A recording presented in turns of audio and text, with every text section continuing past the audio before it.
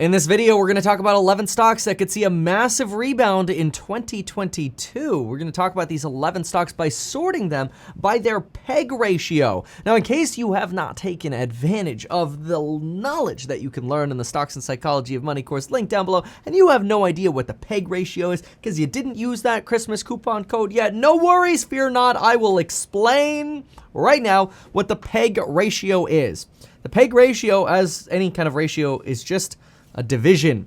It is a division of what we think the future price to earnings ratio is divided by their growth rate. So let me give you a quick example. Let's say we think that a company is going to have $20 of earnings in the future, and the stock price right now is $100. Well, that would mean the price to earnings ratio is 5. You're paying 5 times what the earnings are for the stock. $100, $20 of earnings, you're paying 5. So you plop this right here. You're paying 5 times earnings.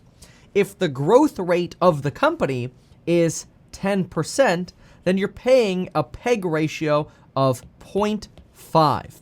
Generally, any kind of PEG ratio under 1 is deemed to be really good because you're paying not that much money for more growth. Under 1 means you're paying for more growth than the earnings imply. So some folks see that as a way to measure a potential discount. Now, of course, the PEG ratio doesn't consider other factors like lawsuits, laws, the potential that future growth estimates could be wrong. There are, no single metric is perfect, but that's just what we're going to use to rank stocks hereby. Let me do just one more example so you understand this a little bit, and it'll make much more sense when we go through the actual stocks. If, let's say, this company had a 5% growth rate, then look, the ratio is 1, right? If, for example, this company had a 2.5% growth rate, is a little more mature, and you're paying 5 times future earnings, that means your future PEG ratio in this case would be 2. And the only reason we're saying future is because with the stocks that we're going through, we are going to use Wall Street consensus estimates for their earnings as of 2025, the end of 2025. That's 4 years out. Why do we do that? We do that because there are a lot of spectacular companies with massive growth that aren't going to get to a more mature level until maybe 2 years from now, 3 years from now, 4 years from now. And this helps us be able to compare all of them. Obviously, you could do your own math, but the stock symbols will remain the same. So let's get right into the symbols. First one, Snapchat, folks. Snapchat has been a victim of the Apple transparency upgrade, reducing some of the visibility of how well ads convert for Snapchat. Apple has secretly given companies like Snapchat a back door to still essentially figure out exactly how well their ads are doing. So really, the whole ATT, Apple Transparency Tracking issue, isn't that much of an issue anymore. In fact, now when you hit Do Not Track, Apple's technically still tracking you, but more on that in a different video. Snapchat has currently hit a 13-month low. This is a company that has about an average projected growth rate of about 35%. With an EPS of 2.75 forward to 2025. That brings us to a PEG ratio of 0.5, and that's because the EPS is 2.75 for 2025, which gives us a PE ratio of 16 times forward. So don't worry if those numbers were confusing. Basically, 35% growth, you're paying 16 times 2025 earnings for a PEG ratio of roughly 0.5. That's pretty dang solid. It's actually a little less than 0.5 if you do the math perfectly without rounding. Next stock that we're going to look at is EXPI. We're going to keep these quick and dirty since we got the Fed meeting coming up and we want to know where the potential deals are. EXPI has hit lows that we have seen before in July. So we're not at long-term lows, but we are below what we generally see as a channel for EXPI. EXPI is a real estate brokerage, one that will benefit a lot from the metaverse, one that also benefits from work from home. This brokerage is expected to grow over 25% through 2025. We're looking at EPS of $2.13 in 2025. That's 15 times forward earnings, which means with a 25% growth rate, we're looking at about a 0.6 for a PEG ratio, forward PEG ratio. Not bad. Another one that we want to look at is SoFi. Let's take a look at SoFi. Today down about 1.95%. Just off relative all-time lows here, just sort of dragging along the floor over here. We zoom out a little bit on a firm. We're sitting under that longer-term support line of $14.70. Right now, SoFi expected to have an average of 35% growth. They make about 1/3 of their revenue from interest on loans, 20% from stock trading, and just over half from making and selling those loans. Again, with 35% growth and a forward PE of 21.8, we will see a potential forward PEG ratio of 0.62 for SoFi. Nice and under 1. So potential opportunity here at SoFi. Next stock, Roku. We are down at pre-election crash lows. Remember all that uncertainty we had pre-election? Kind of feeling a lot of that uncertainty right now thanks to the good old J-Pow. Pre-election lows, no disruption from future imports for TVs expected by Roku. Advertising revenues coming through their TVs as well. And we're expecting 28% growth through 2025. With an EPS of $8.48 for 2025. That brings us to about a PE ratio of 22.6, which means our PEG ratio is at about 0.78 for Roku. Roku also stands to benefit from some of the crazy advertising a lot of us are expecting to see in 2022 as companies try to keep their revenues up relative to the crazy spending we saw in 2021. Speaking of crazy spending in 2021, we've got Wayfair sitting at $202, well below the channel it's been in for quite a while. And we're also all the way back to June of 2020 lows, folks. This is a substantial new low here. You've got an average of expected growth of around 15%. With $12.36 of EPS expected for 2025, that puts us at a forward PE of about 16.3, which is roughly 1-to-1 to their growth rate. So slightly above 1 here for Wayfair, roughly 1-to-1-ish. The next one that is also at all-time lows here since IPOing, that also has a roughly 1-to-1 PEG ratio, is Corsair. Expecting an average of 10% growth over at Corsair. EPS of $2.87 expected for 2025, which means you're pricing this stock at only 7 times 2025 earnings. Ultra low for 2025 earnings. And this stock would have a future PEG ratio for 2025 also of just over 1. And again, also at all-time lows.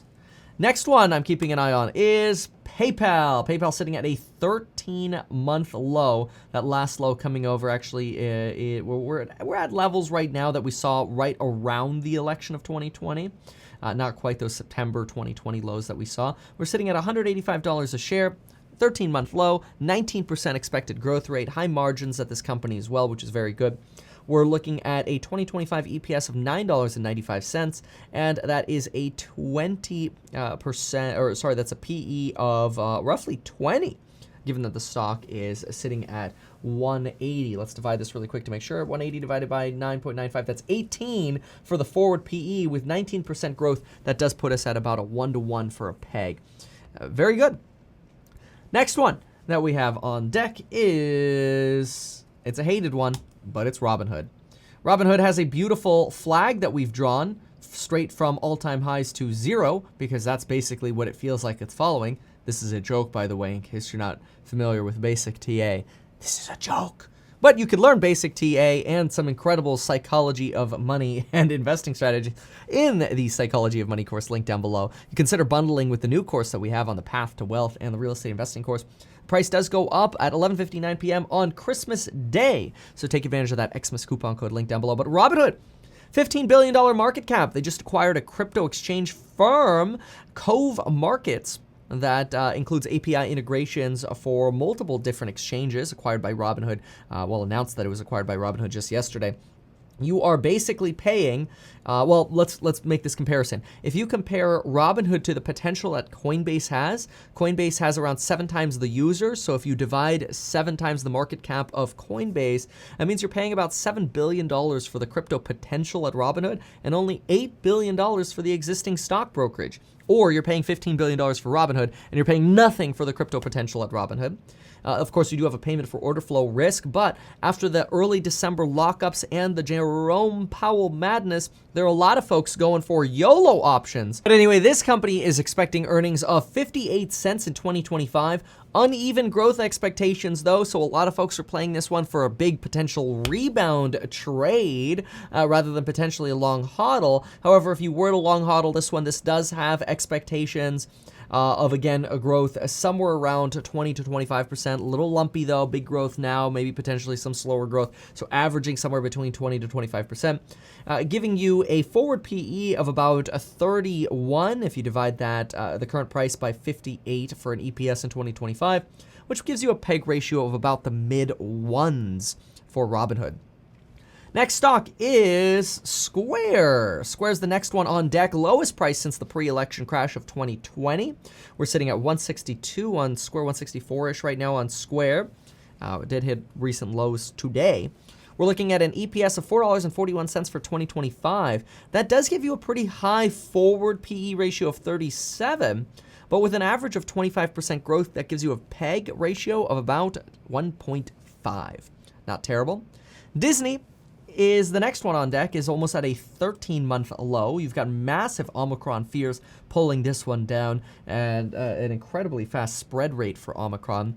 So definitely fears for the travel sector, although a lot of folks do invest in Disney for Disney Plus, as it's a Netflix competitor. You're expecting overall company growth of about 10% per year through 2025, with 8.46 in earnings in 2025 expected, not guaranteed.